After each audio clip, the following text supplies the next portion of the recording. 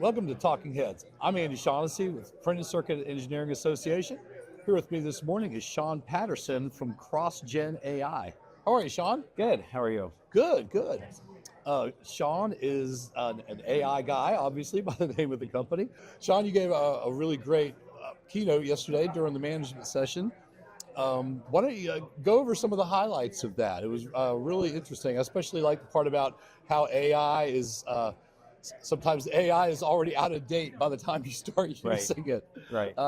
Just give us you tell us the highlights here. Yeah, the highlights is really driving the message to really globally at an individual level, this idea that you can't delegate the adoption of AI. Mm-hmm. You can't outsource your own personal learning and understanding. Mm-hmm. And then as an extraction of that, if you're a leader in a company or a manager, CEO, board, frontline manager, doesn't matter. Right. You can't also delegate that aspect of let's adopt AI within our company outside of it. It really is a take the hill campaign at a company level, Mm-hmm. not a grassroots campaign, because it's too transformative of a technology. And so I like to give the analogy of, so we're all on the track team together. Right. Right. And we could be on relays and all that kind of stuff. But at the end of the day, to accomplish track, unlike, say, football, baseball, things like that, Right. the only person that's getting across that finish line is your own 2 feet as an individual. Right. And so you really do need to at least, you can't keep your head in the sand and pretend that the world's not changing around you. Right. And you can't tell somebody else to go do this on your behalf or expect it. Right. That's kind of the main message is you need to engage. What engagement looks like for different people is that's different for individuals, but we come at it from an educational perspective. Mm-hmm. So Sean, during the keynote yesterday, you mentioned some of the common mistakes that you see managers make with AI in our industry. What are some of the mistakes? Right. So beyond this idea that you can delegate it out, people lose this idea of actually learning first. Mm-hmm. And I think people really do need coaches in this side because there's so much stuff on the internet, left, right, hype, positive hype, negative hype, that it is just a global cesspool of information. And most of it's misleading. Mm-hmm. Because I wouldn't say people are deliberately going after clicks per se, but there's a lot of blind leading the blind out there. Right. And it's a naive blind leading the blind, Mm-hmm. right? And so my company takes it from the approach of how do you teach people it in a way that they can understand, and it needs to actually be at the underlying level, not how to chat, but actually how it works, because the fundamental misconception, or not, it's not even a misconception, is this is like a technology that you can ask it to do anything. Mm-hmm. Right. And it can't do anything. Right. But you think it can, and you're sort of interacting with it, depending on the model and what you're asking, may collectively think you can do this thing together. Yeah. And you will start to get in spaces where you can't have a questioning attitude. Right. And when you're in that space, it's like, do you trust the output? Do you not trust the output? And so you really have to find the bar. And so a lot of people make this mistake of not actually understanding technology and not learning it. I don't really find any place that does it except for like myself and a few other people out there. Because not only can you ask it anything, I also see people sort of impose their will unknowingly. They're saying they're imposing what their expectation is. Mm-hmm. Like, take a picture of a solder joint, right? Mm-hmm. And we saw this. I saw some lists of training that people wanted to give within the industry. I'm like, oh yeah, you can do quality control. You take pictures of solder joints and you can analyze it. Mm-hmm. No, you can't. Yeah. That is not how the technology, the one that is accessible to everybody with this large language model, ChatGPT, etc. Mm-hmm. It's not how they work. Right.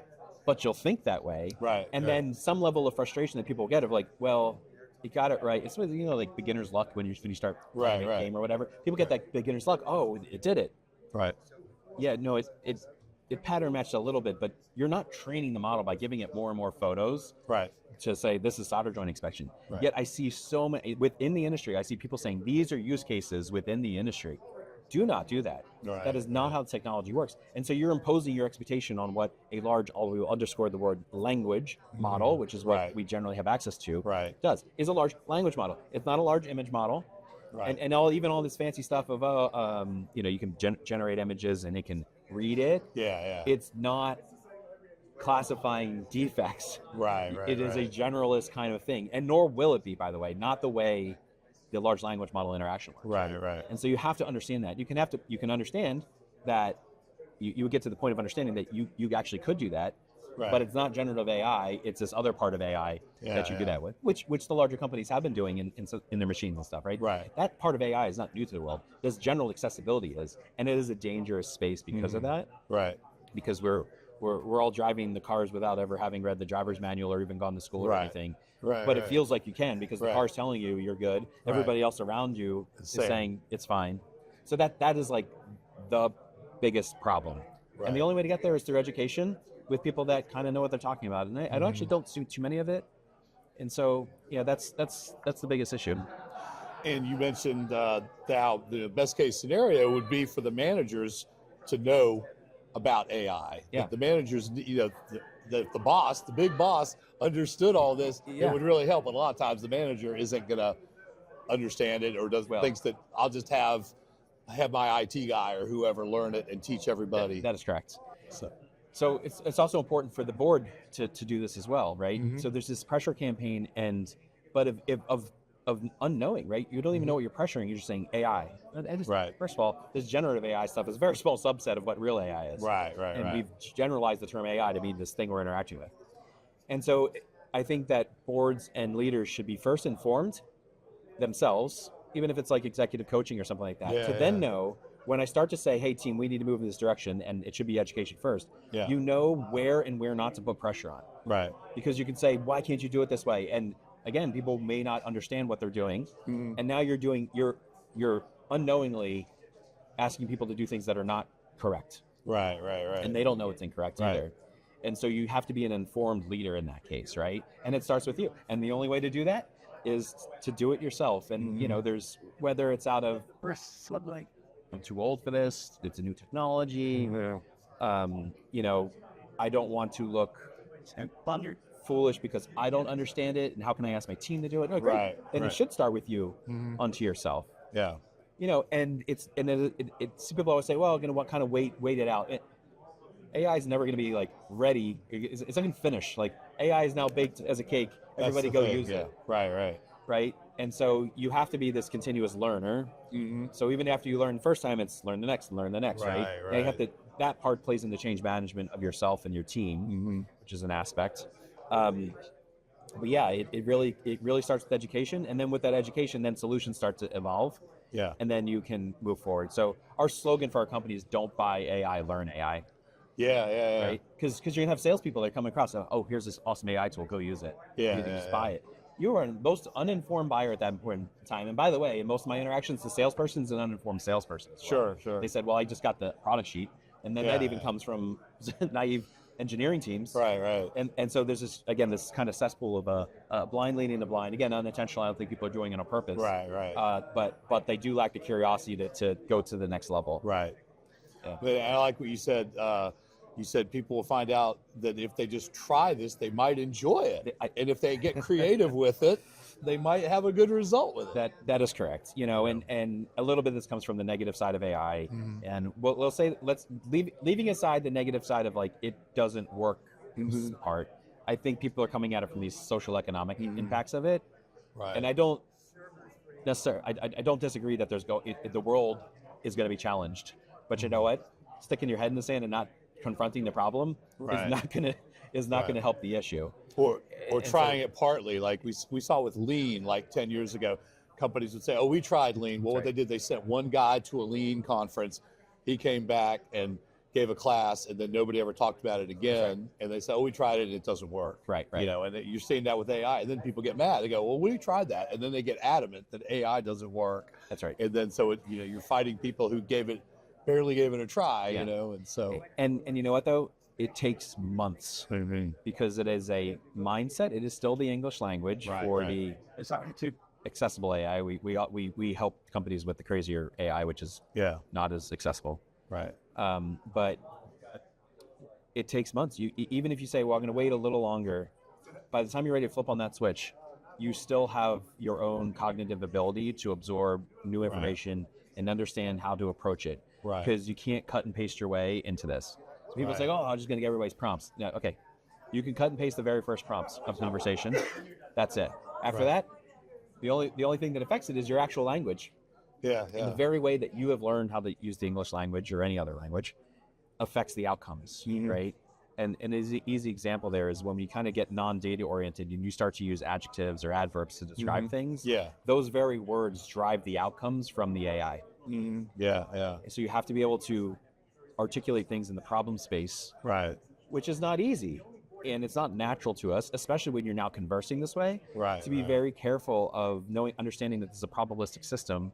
How do I not send this down a self-fulfilling prophecy path? Right, where you see what you expected to see. Exactly. Right, yeah. And you can unknowingly do that with the very language you use, and it takes time and it takes effort. It's like I almost say we're really personal trainers at the end of the day. Like we're the gym guy. Right. And you need that right now, and I think you'll probably need it for the foreseeable future. But it doesn't say that we don't do, like when you start to work on solutions, not just chatting with AI, starting to actually create your own CRM system or your own email automation or analysis of quality data, the ability to make programs which could do SAT or defect analysis, but it is not through the chat window that happens. Right. You can do that, but we'd rather teach people how to do that on their own because anybody can do it, but you need a coach and mentor to get you there. If not, you're buying software products like we always have. And as much as I say the idea to adopt and learn is I take the Hill campaign, the way to actually adopt the understanding and education is at the individual level, and you raise it up. Because people want to buy these larger solutions, again, that the salespeople don't even understand. That's just like ERP 2.0. Like, how often has that ever really worked out for anybody? For 10 years of integration and all this, and now you're integrating something you don't really understand. And it's just, it's a problem. It's the era of bespoke software is really where this is at now. I'm going to say it's where it's headed. It is everything I'm talking about is today. It was actually 6 months ago. Right. But you have to learn, and you can't just flick on that switch, and it takes months to do that. So, yeah. So if some manager was considering getting into AI, what would be your first piece of advice? What's their first step? Other than call you. I do think you need to find that there's plenty of groups out there as well that it's a little bit more, group learning together. Yeah. And finding people that they're able to tell you the why. Find somebody that can tell you the why. Okay.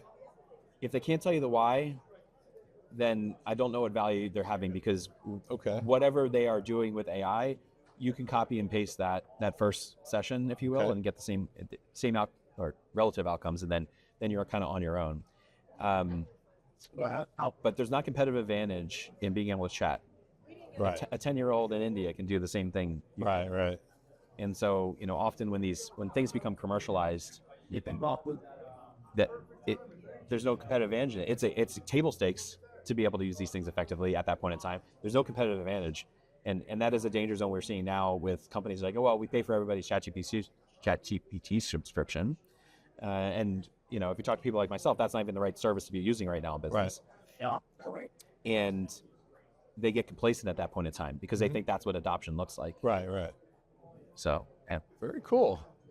Well, thanks for talking with us, Sean. Yeah, absolutely. It's fantastic. Really enjoyable keynote. So, once again, for Talking Heads, I'm Andy Shaughnessy. Thanks for watching.